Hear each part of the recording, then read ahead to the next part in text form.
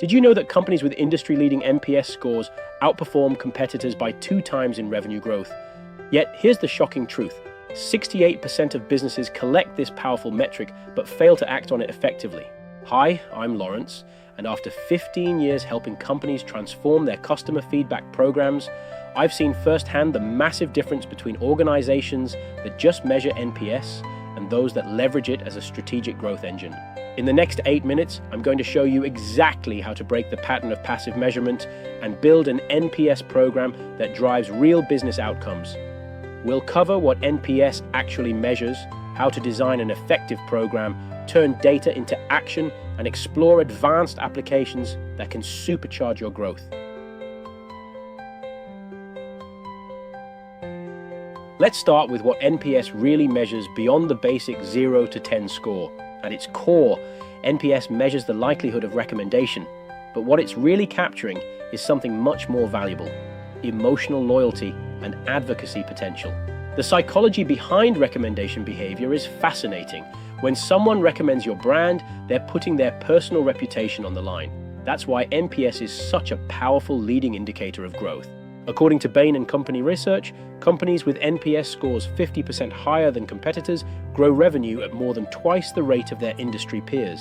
Here's the first critical insight most companies miss. The NPS number itself doesn't matter. What matters is the gap between you and your competitors and the trend over time. Most companies make 3 critical mistakes with NPS. 1, they focus on the absolute score rather than relative performance. 2, they measure irregularly instead of continuously. 3, they fail to connect NPS changes to specific actions they've taken. Let's fix all 3 of these problems. An effective NPS program starts with strategic design decisions around when, where, and how you collect feedback.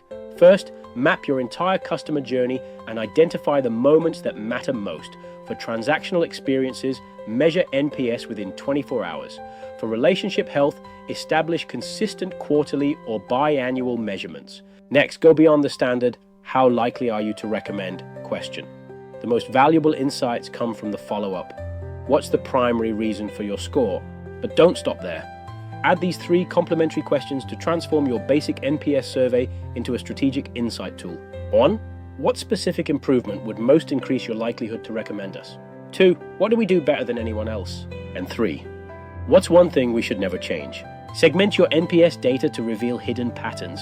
Look at scores by customer type or segment, journey stage or touch point, product or service line, customer tenure. The final element of an effective program is the closed-loop system.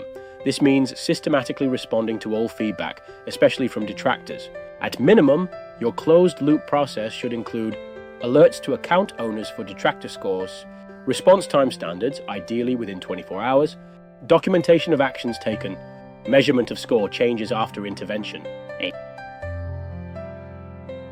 Now let's talk about turning all this data into actionable insights that drive improvement. Start with text analytics for your verbatim comments.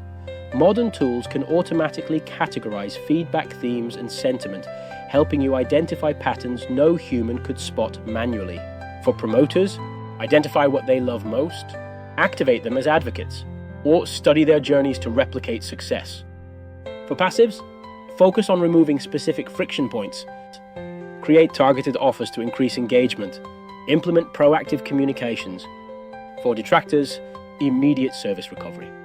Root cause analysis is a process improvement prioritization. So the key to effective action planning is driver analysis, identifying which experiences have the strongest impact on your NPS. For example, one software company discovered that their onboarding experience had 3 times more impact on NPS than product features. By reallocating resources to improve onboarding, they increased both NPS and retention by double digits. Here's the second critical insight I promised. Stop treating detractors as a problem and start seeing them as your most valuable source of innovation insights. Your detractors are giving you a free innovation roadmap. When patterns emerge in their feedback, you've found your highest impact improvement opportunities. Let's look at how Slack transformed their NPS program and achieved remarkable results. In 2018, Slack was experiencing mixed customer sentiment despite rapid growth. Their NPS scores were good but inconsistent across customer segments. Slack made 3 transformative changes to their NPS approach. First, they reorganized their team structure to create cross-functional, customer experience squads with representatives from product, engineering, support, and success. Second, they implemented real-time NPS collection at key moments in the customer journey, particularly after feature usage and support interactions. Third, and most importantly, they created an insight-to-action workflow that required each squad to review NPS feedback weekly, identify the top 3 themes from detractors, implement at least 1 improvement per month based directly on feedback. The results?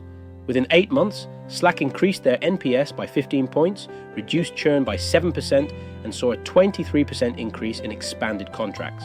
The economic impact was clear: higher retention, increased expansion revenue, and more efficient acquisition through stronger word of mouth. Now let's explore 3 advanced NPS applications that can take your program to the next level. First, predictive modeling for churn prevention. By correlating NPS responses with actual retention data, you can build algorithms that identify at-risk customers before they leave. One telecom company reduced churn by 18% by implementing an early warning system that flagged accounts when their NPS scores dropped by more than 10 points in a single quarter. Second, integrating NPS into compensation structures. When done right, this creates powerful alignment. The key is to balance NPS with other metrics and set realistic improvement targets rather than absolute scores.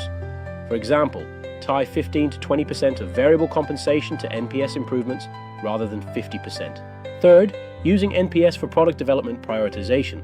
By tagging product backlog items with their potential NPS impact, you can ensure your development resources focus on changes that truly matter to customers. Let's recap the 5 key actions that will transform your NPS program from measurement to growth engine. 1. Move beyond measurement to create systematic action workflows. 2.